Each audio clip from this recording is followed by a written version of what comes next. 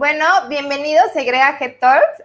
Soy Miroslava Cristerna, abogada del área de certificaciones en YG Consultores. Y para los que nos escuchan por primera vez, YG Talks es un foro creado por YG Consultores que sirve para la difusión de los temas relacionados al sector financiero. El día de hoy tengo el placer de ser moderadora de este foro que hablaremos de Open Banking, para lo cual tenemos unos invitadazos de lujo. Tenemos a Jonathan Garzón Galván, que es el director de Innovación y Desarrollo de Negocio en Secoban y es vicepresidente de la Academia Mexicana de Derecho Informático y vicecoordinador del Comité de Tecnologías de Protección de Datos Personales en la Asociación Mexicana de Abogados de la Empresa. Muchísimas gracias, Jonathan, por estar con nosotros. Bienvenido. Muchas gracias, buenas tardes. Y también tenemos a Raúl Navas Salazar. Gracias. Él es actualmente colabora con DAI, que es una empresa internacional especializada en temas de desarrollo y que actualmente está implementando un programa de servicios de Fondo de Prosperidad en Reino Unido. Muchas gracias, Raúl, también por estar con nosotros. ¿Cómo estás? Muchas gracias, Miroslava. Un gusto estar aquí. Pues bueno, el día de hoy vamos a hablar de Open Banking y me gustaría empezar dando un poco de contexto del Open Banking en México.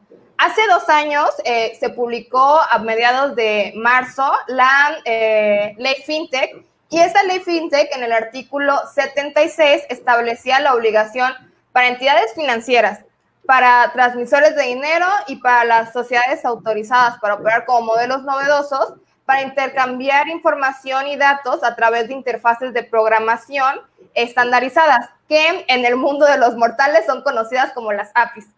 Entonces, para esto, con la finalidad de fomentar la competencia y para también, mucho en el sentido de la ley FinTech y los principios que sigue la ley FinTech de la inclusión financiera, también facultaban a la Comisión Nacional Bancaria y de Valores para emitir disposiciones de carácter general en materia de APIs. Esas disposiciones se publicaron recientemente, el 4 de junio del año en curso. Entonces, esto es la normativa que al día de hoy tenemos en Open Banking en México. Por eso, Raúl, bueno, me gustaría empezar contigo a preguntarte ¿qué es el Open Banking y cómo crees que nos impacta al sistema financiero mexicano? Claro, bueno, el Open Banking, digamos, es el hecho de compartir información de carácter financiero a través de aplicaciones estandarizadas. Imaginemos que tuviéramos, por decirlo así, un archivo de Excel, y el archivo de Excel nos dice, a ver, este campo se va a llamar así para todos los usuarios y va a tener estas características. Entonces, esa es la base del Open Banking, y el nombre surge porque inicialmente en Europa, que es donde surgió todo esto, pues al principio se obligaba a los bancos a compartir información. Cuando hablamos de México es, digamos, un caso muy interesante porque hablamos de Open Finance, es decir, en México se obliga, como bien lo mencionabas, a todas las entidades del sistema financiero a compartir información estandarizada a través de APIs, y en este sentido hablamos de un universo de alrededor de 5,000 entidades, porque tomamos en cuenta que no nada más son las entidades que regula la Comisión Nacional Bancaria de Valores, sino que también son las entidades que regula, por ejemplo, la Comisión Nacional de Seguros y Fianzas, toda la industria aseguradora, ¿no? Las AFORES por parte de la CONSAR, y en este caso las sociedades de información crediticia y las cámaras de compensación, que la supervisa el Banco de México, ¿no? Entonces, básicamente ese es el Open Banking u Open Finance, y en este sentido, el impacto del sistema financiero, creo que tal vez hoy en día, pues, dado que es un tema en desarrollo, no lo vemos directamente, pero básicamente tiene que ver con la competencia, es decir, por parte de las entidades financieras y, digamos, todo el ecosistema asociado a este sistema financiero, en donde se generarán mayores oportunidades de competir, porque, por ejemplo, una fintech puede solicitar datos a un banco y a partir de ahí generar productos y servicios que puedan ser de utilidad. Y por otro lado, digamos, también el impacto va a ser desde la relación con el cliente, es decir, quien se va a relacionar con el cliente, pues podrá ser en un futuro una fintech, podrá ser, digamos, un agregador, podrá ser una institución financiera. Entonces, digamos que todo esto está generando un cambio de paradigma que pues lo estaremos viendo poco a poco, ¿no? Sí, claro. Creo que, bueno, las disposiciones son sumamente recientes, salieron hace un mes y como bien dices, el impacto se va a ir dando gradual en cuanto las entidades se empiecen a adaptar. De hecho, la ley FinTech considera como sujetos obligados de las disposiciones a las entidades financieras, a los transmisores de dinero, a las sociedades de información crediticia, como son Buró o Círculo de Crédito, los más conocidos en México, las cámaras de compensación y las sociedades autorizadas para operar como modelos novedosos. Entonces, la pregunta ahora es para ti, Jonathan. Bueno, de cara a todas estas entidades que son obligadas en materia de Open Banking, ¿cuáles crees que sean los beneficios para estas entidades, pero también para el sistema financiero en general? Y sobre todo de cara a los usuarios, pues que a lo mejor no entendemos el alcance que pudiera llegar a tener a nosotros, ¿no? Claro. Miren, la perspectiva que nosotros tenemos del Open Banking, más que como un tema únicamente regulatorio o obligatorio a las entidades de compartir, es un movimiento o una tendencia que ya se está dando en todos los sectores financieros en términos globales. Si bien, como dice Raúl, no podemos ahorita decir, oye, ¿cuál va a ser el resultado? Sí podemos tener ciertas expectativas, o sea, sí podemos aprender de algunas cosas que han sucedido en otras partes del país, ver cuál era el objetivo, qué detonó y qué está mostrando. Es reciente, también cabe señalar, incluso los esfuerzos globales, la regulación que inició primero en Europa y luego en Reino Unido, ya su implementación fue a partir de 2018 aproximadamente. De mediados en adelante ya es cuando empezaron a generarse consultas de APIs y consultas de información. Pero hoy ya encontramos que en Reino Unido mensualmente hay millones de consultas de muchos de los clientes de las instituciones bancarias. Entonces, esta tendencia o este movimiento, al principal beneficiario es al consumidor. ¿Por qué el consumidor? Tú ves que la tendencia global en todas las industrias es conocer al usuario, darle mejores experiencias, utilizar su información para proveerle de nuevos productos y servicios que se adecúen a las necesidades específicas del usuario. Antes hablábamos de productos y servicios genéricos. Entonces, si tú querías cualquier servicio, Miroslava, tenías que buscar cuáles eran los proveedores y cuáles eran sus ofertas, ¿no? Oye, pero si mis necesidades no eran estas en este momento, ni el canal era el adecuado, entonces había como servicios genéricos.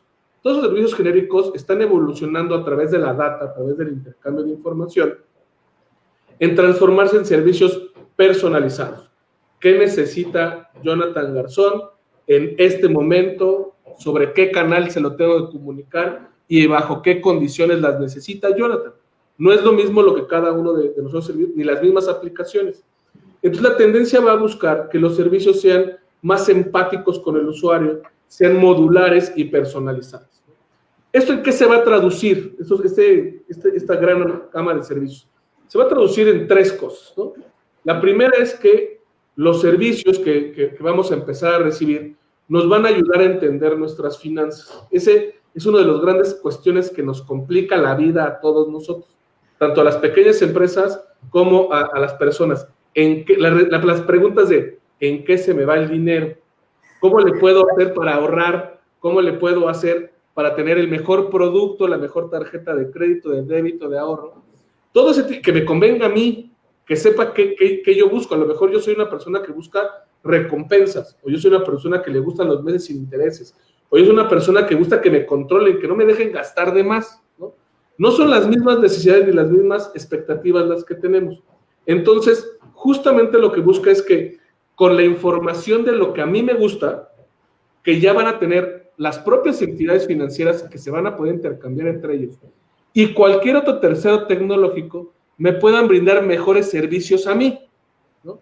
Yo puedo entender mejor mis finanzas y puedo controlar mis finanzas. Es el primero.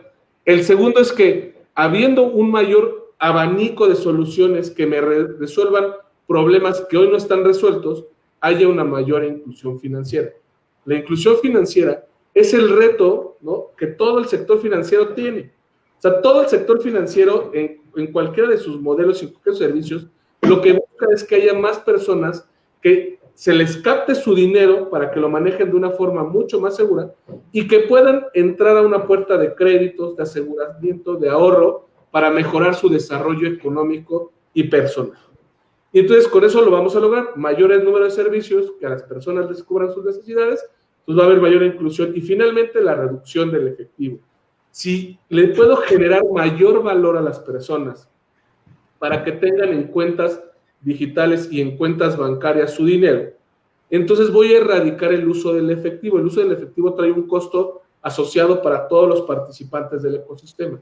Entonces, con esa reducción del efectivo se generan beneficios, ¿no? Pero ¿cómo puedes reducir el efectivo? Brindándole mayores valores o mayores beneficios a que las personas migren del sector efectivo al sector digital.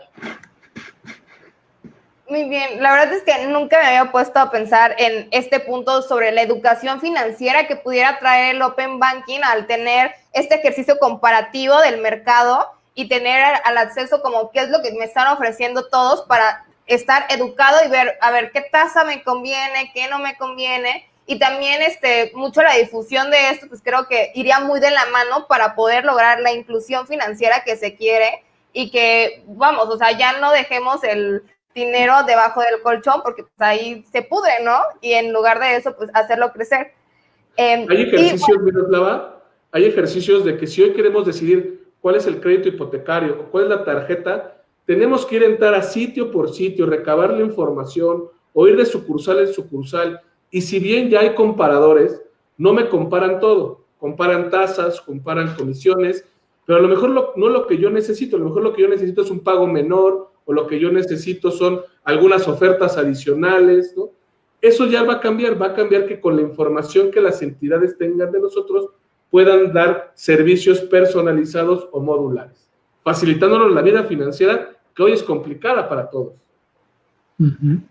Sí, completamente de acuerdo. Bueno, de hecho, la ley FinTech sí ha contemplado 3 tipos de datos a compartir. Los primeros son los datos financieros abiertos, que son aquellos que son generados por las entidades y que no tienen como tal información confidencial de los clientes. Y en esto podemos incluir pues la ubicación de sus sucursales, las ubicaciones de sus oficinas, dónde están sus cajeros y puntos de acceso e incluso los productos y servicios que pudieran llegar a manejar todas estas entidades. El siguiente tipo de datos que tenemos son los datos agregados y que aquí sí va más como a la información estadística acumulada de las operaciones que realizan las entidades financieras, pero no tienen ese nivel de desagregación como para conocer la información ya del cliente como tal o los datos del cliente personales o transaccionales. Pero el tercer tipo ya son los datos transaccionales del cliente. Y estos ya son más relacionados al uso del producto o del servicio, de las cuentas que puedan llegar a tener los clientes y también podrían incluir nombres de los clientes en las entidades, datos ya muy sensibles e incluso confidenciales, por lo que solamente se pudieran compartir preautorización. Ya tomando en cuenta como esta clasificación que va como de más a menos información confidencial, los datos, sobre todo los datos transaccionales que incluyen datos de los clientes, me gustaría preguntarte a ti, Raúl, que estás como más metido en el área de seguridad de la información, ¿qué mecanismos de seguridad de la información tienen que tener todas estas entidades para que nuestros datos transaccionales y confidenciales sean seguros? Claro, digamos que, como bien lo decías, de menos a más, hoy en día las, disposiciones que se publicaron en junio, el mes pasado, establecen, por ejemplo, para lo que son datos abiertos, diferentes requerimientos relativos a esta seguridad de la información que podrían parecer estrictos, pero cuando nosotros identificamos qué tipo de controles deben de implementar entidades financieras reguladas y supervisadas, pues en realidad no son tan estrictos. Entonces, el enfoque, digamos, del regulador se da principalmente desde 2 dimensiones. Por un lado, cuando hablamos controles de seguridad de la información relativos a la infraestructura tecnológica, es decir, Imaginemos que a lo mejor yo como una fintech estoy trabajando sobre una nube que pueda ser Microsoft o Amazon y mi infraestructura tecnológica pues va a comprender todos los servicios y todos los componentes que yo necesito pues para poder, digamos, brindar determinado servicio. Entonces, todo eso es mi infraestructura tecnológica y sobre esa infraestructura yo tengo que, digamos, ejecutar cierto tipo de pruebas que se conocen, por ejemplo, de penetración, como si fueran, digamos, hackers, que en este sentido son hackers éticos, así se les llama, para que puedan tratar de pasar todas las barreras, ¿no? Y, digamos, llegar o conseguir información que se considera sensible. Entonces, estas pruebas de penetración, pruebas de vulnerabilidad, lo tienen que implementar, digamos, las entidades que consuman información en su papel de solicitante de datos y algunos otros controles también, por ejemplo, relativos a auditoría, ¿no? Poder, digamos, guardar por cierto tiempo quién accesó, qué rol tenía, cómo accesó. Entonces, todo eso se debe de cumplir incluso desde los datos abiertos, ¿no? Ahora, respecto al tema de los controles de seguridad de la información de la infraestructura de APIs, que esa es la otra dimensión, también, digamos, se piden ciertos controles. Y, por ejemplo, el principal de ellos es que la operación que tú tengas de APIs debe de estar segregada o separada de tu operación principal. Y en este sentido, la idea es que, por ejemplo, si por alguna razón llegaran, digamos, por algún ataque externo a sobrepasar ciertas barreras, que en este sentido solamente puedan, digamos, vulnerar la parte de la infraestructura de APIs y no toda tu infraestructura completa. Entonces, esa segregación es muy importante, ¿no?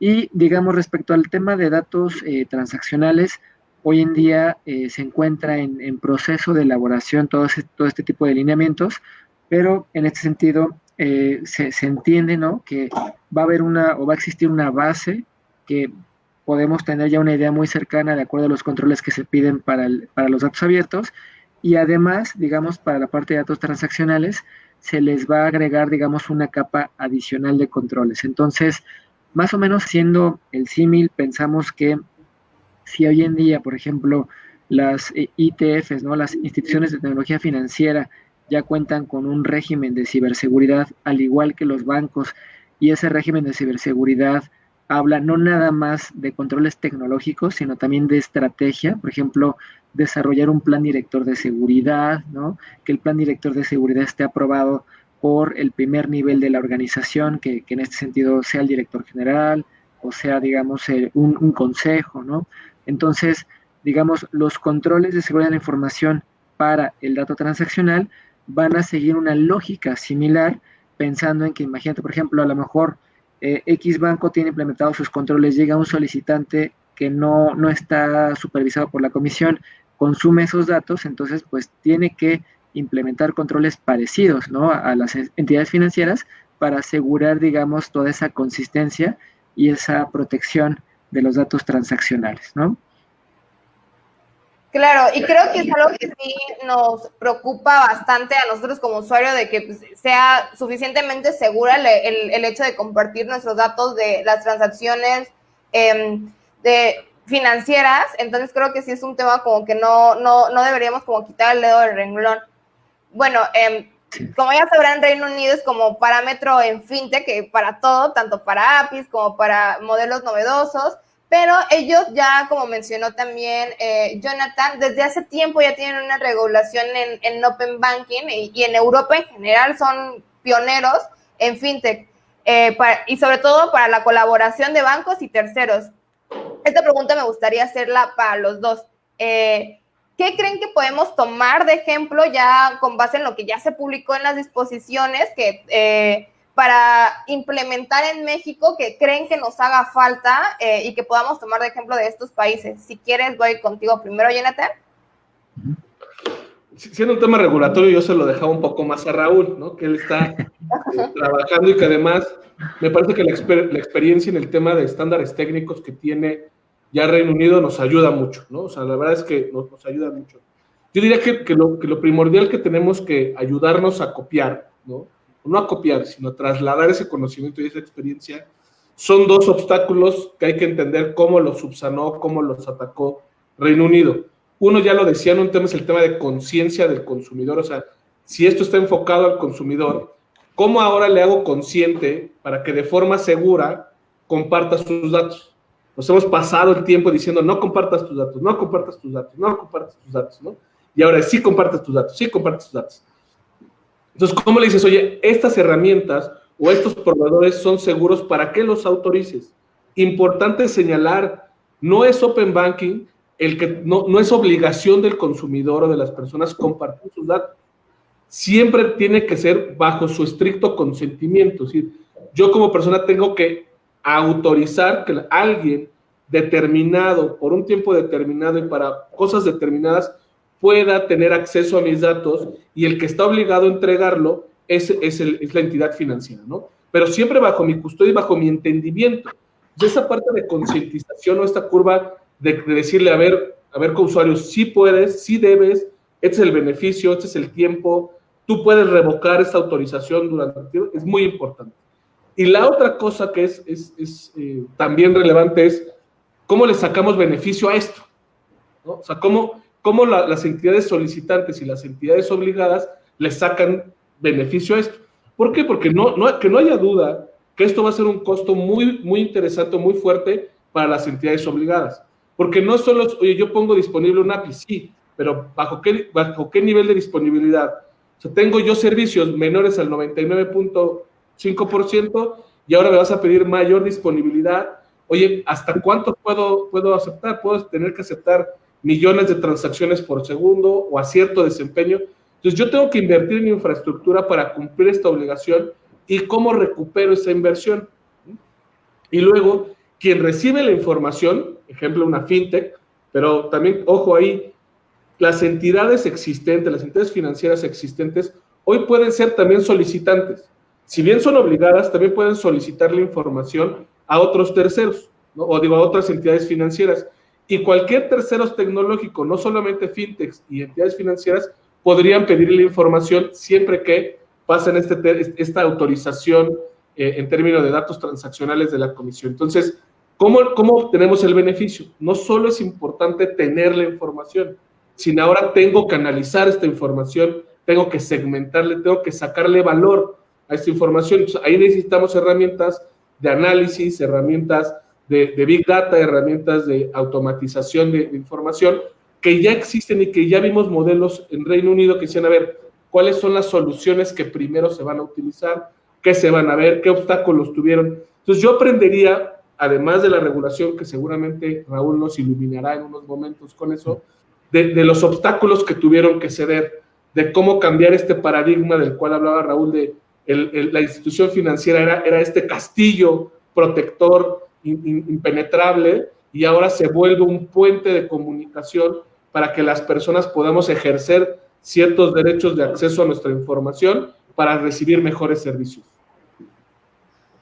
Así es. Y bueno, digamos que lo que yo veo es, de lo que hemos podido aprender, es que normalmente la implementación siempre sigue una serie de etapas o fases, porque digamos, de repente a lo mejor ciertas entidades quisieran correr de decir, bueno, mañana ya quiero el dato transaccional porque quiero construir mi aplicación y voy a dar este servicio y esta información.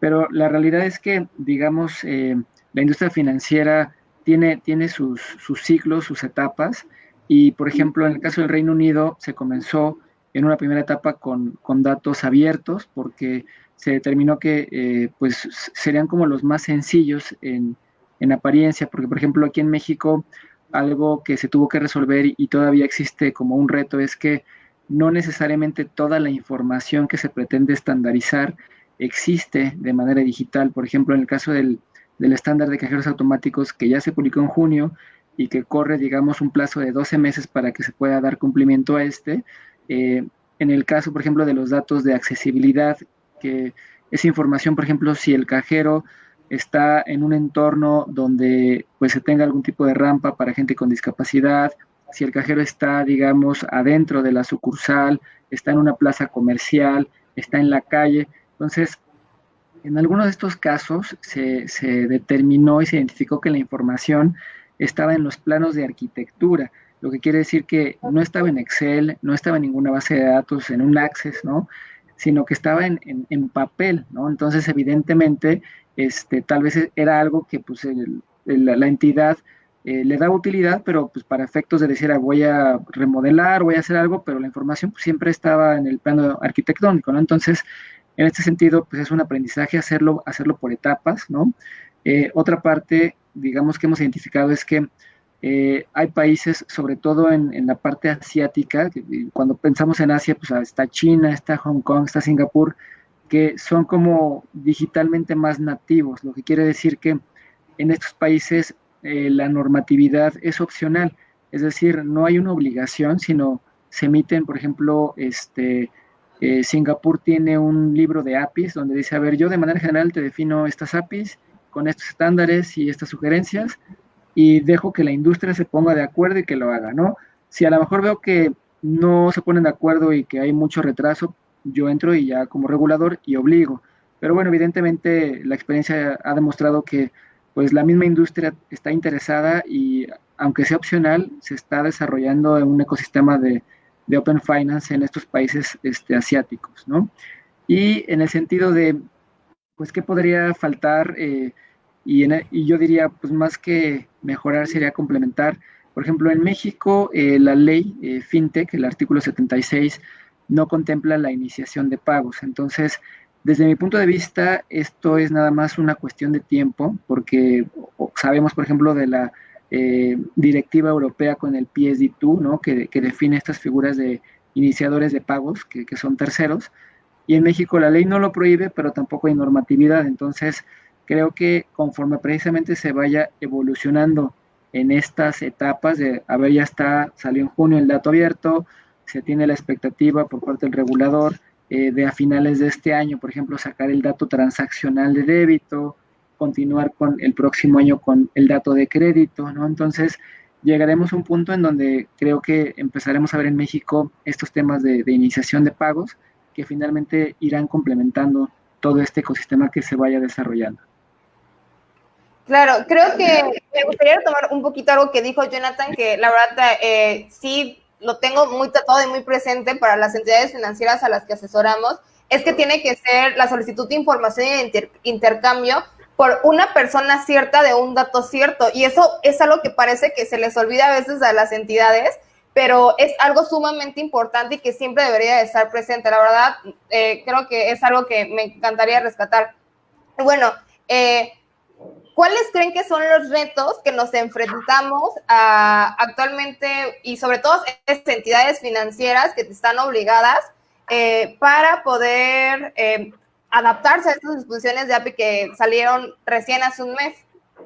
Si quieres, ahora empiezo con Raúl.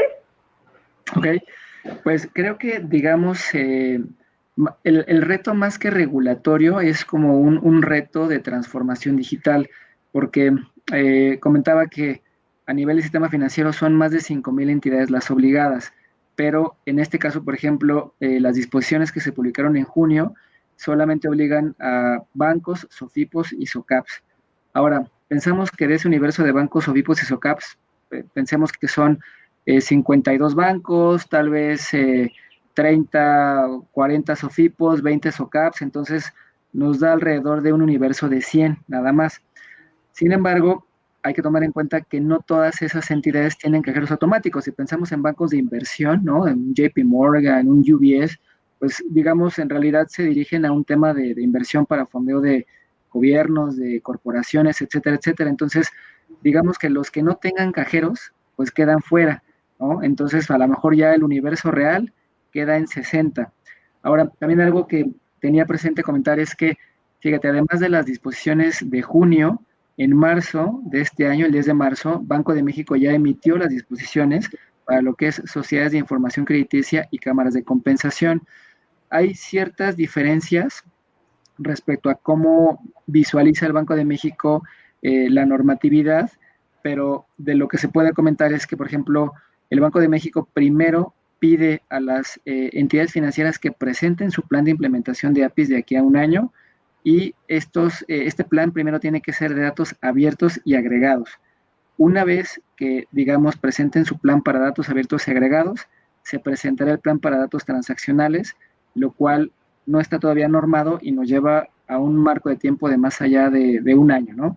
Entonces, en este sentido, pues de las 5,000 y pico entidades, pues solamente 60 estarán obligadas. Entonces, para estas entidades el reto es, digamos, tener o nivelarse en el tema de transformación digital, porque evidentemente hay bancos que ya tienen un par de años avanzados en este tema, y para las que no, afortunadamente hay ofertas. Por ejemplo, Jonathan, con la iniciativa que dirige, pues es una buena alternativa de decir, a ver, no te preocupes, yo te habilito y pues aquí está mi infraestructura, ¿no? Entonces, creo que un gran reto para las que sí están obligadas es nivelar, digamos, ese nivel de conocimiento respecto a todos estos temas de API y cuestiones digitales.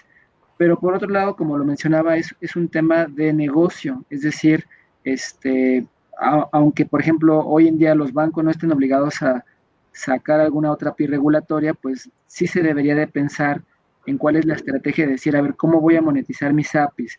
¿Qué tipo de APIs me pueden, digamos, generar un canal adicional de revenue o un canal adicional de contacto con el cliente, ¿no? Por ejemplo, he visto APIs de algunos bancos que van avanzados en este tema, que tienen que ver con perfilamiento del cliente, un KYC, y después esa información la meten para producto de seguro, para producto de crédito, ¿no? Como una preautorización. Entonces, pues son, digamos, elementos que van aportando a este ecosistema. Entonces, hay un reto regulatorio, sí, pero también hay un reto de negocio.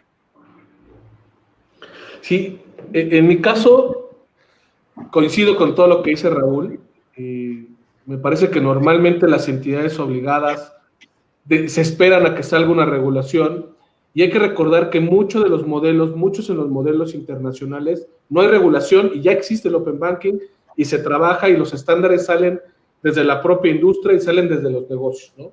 Hay ejemplos ya de tipos de banca abierta no enfocadas a compartir información, pero sí de ya transformarte a un bank as a service. Es decir, podemos ver hoy que ya terceros tecnológicos prestan servicios bancarios a través de alianzas, ¿no? Nos encontramos con tarjetas, por ejemplo, de Amazon que están trabajando atrás con Banorte. Eso es a través de APIs, ¿no? Y son servicios que hoy ya se pueden hacer. Tenemos tarjetas de Mercado Libre respaldadas por algunos bancos, de Rappi y de Uber, que también tienen atrás ciertos bancos. Entonces vemos ya cómo el propio mercado te está empujando ya. ¿Cuáles son los retos? A ver, el reto me parece que es romper paradigmas, es romper esta barrera de lo que decía la transformación digital, Raúl. Decir, oye, a ver, va a suceder, voy a tener que compartir los datos que yo antes custodiaba, antes de que yo me sentía como dueño de esos datos, ahora los voy a tener que compartir. ¿Cómo les saco provecho a tenerlos que compartir? Ya hay dos formas muy básicas. La primera es, me vuelvo relevante, es decir, empiezo a buscar aliados donde convenga compartir los datos, para que mi usuario encuentre valor y diga, prefiero estar en esta institución que comparte mis datos de forma segura, y entonces puedo explotar mi información con terceros y a facilitarme mi vida o mis experiencias en mi vida digital en general. Y la otra es, ¿cómo tengo que aliarme con qué empresas para yo recibir datos y entonces proveer de servicios mucho más empáticos y mucho más modulares a cada uno de ellos, ¿no? Esos son los retos que hay que encontrarlos, y se dicen muy fácil, pero romper paradigmas, formas de pensar dentro de organizaciones que durante mucho tiempo han sentido que han creado ese mecanismo o esa bolsa de información y que solo les debería de servir a ellos, pues es muy complicado decir, oye, no, hay que romperlo. Y ahora, ¿qué servicios son creativos? Yo siempre he comentado una frase que además no la inventé yo, la revisé, la encontré en alguna otra conferencia, de que Open Banking requiere Open Minds, mentes abiertas. La banca abierta requiere mentes abiertas, justamente para encontrar soluciones creativas. ¿Cuál es el problema hoy que se puede resolver conociendo al cliente? ¿Y cómo puedo conocer al cliente? A través de Open Banking. Estos van a ser los principales retos, o sea, porque si no, la regulación pues, va a traer su evolución y va a traer su necesidad. Pero hoy podría alguien encontrar un problema que se resuelve con información del usuario, buscar los aliados estratégicos suficientes y meterlo al mercado sin restricción alguna, ¿eh? Porque antes no se impedía el compartir información. Lo que ahora se hace es obligar a compartir la información, ¿vale? Entonces, esas son cosas importantes que hay que tener siempre en la mente para reflexionar.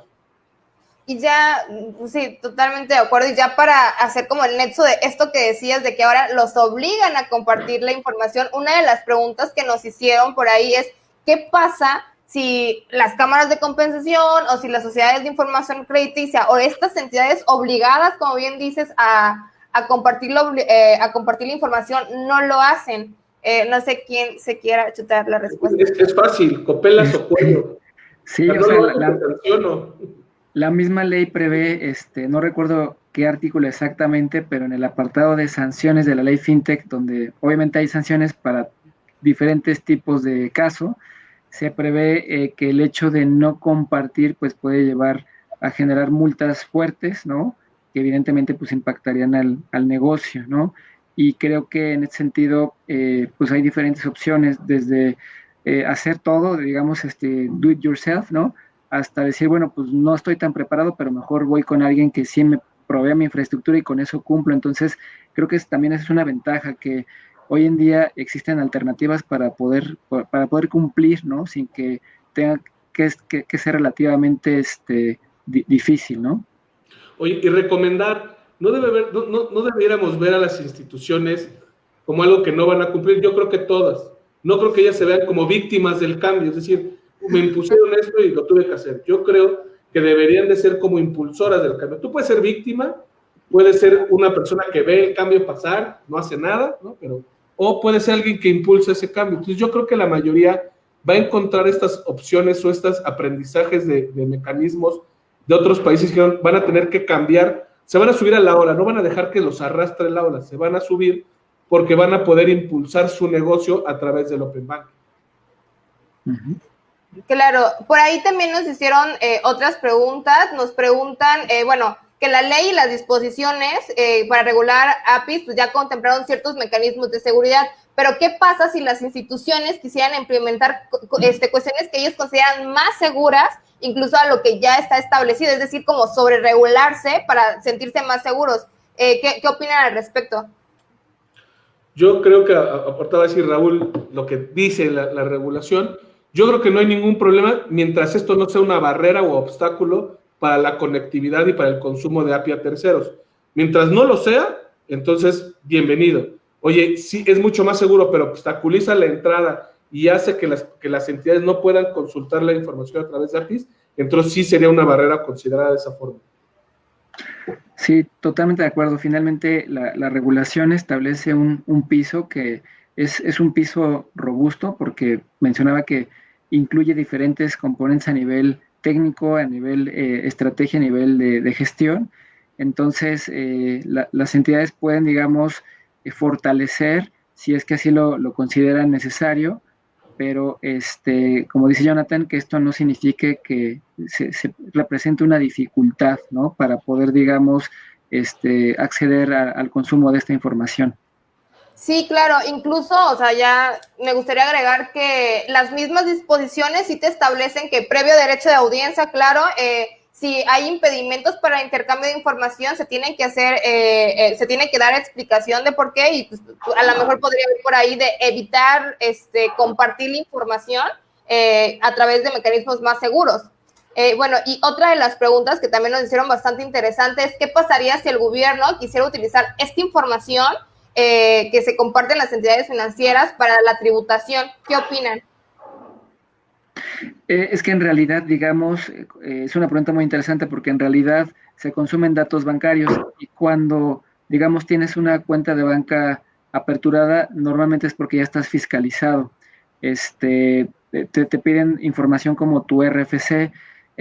Hoy en día las últimas versiones del KYC piden también datos como el ITIN, que es el International Tax Identification Number, y entonces, pues a lo mejor eres un extranjero y vienes de Estados Unidos, pues tienes que reportar tu ITIN, ¿no? Porque hay acuerdos, digamos, entre países para compartir esta información. Entonces, creo que en realidad más bien se podría percibir como una especie de temor de decir, bueno, ¿y ahora qué van a hacer con esto? Pero en realidad, cuando hablamos de la parte fiscal, las personas bancarizadas ya están fiscalizadas, ¿no? Sí, lo mismo es decir, a ver, hoy ya la autoridad tiene todas las facultades y el derecho de decir, pásame esa información, la quiero revisar, ¿no? Eso está más enfocado al comercio, a los servicios financieros y a la innovación, ¿no? No está incluido el que las autoridades lo puedan hacer. No viene como una descripción. Habla de terceros tecnológicos, habla de empresas del sector financiero y de fintechs, más que de autoridades. Pero hoy las autoridades podrían hacerlo, ¿eh? Claro. Pues bueno, no me queda más que agradecerles por este YG Talks, súper interesante todo, muchísimas gracias por todas sus aportaciones y esperemos verlos pronto aquí de regreso. Muchas gracias, Miroslava. Muchas gracias, Miroslava, y a IG también por la invitación. Al contrario, un placer tenerlos aquí. Hasta la próxima. Hasta luego. Bye bye.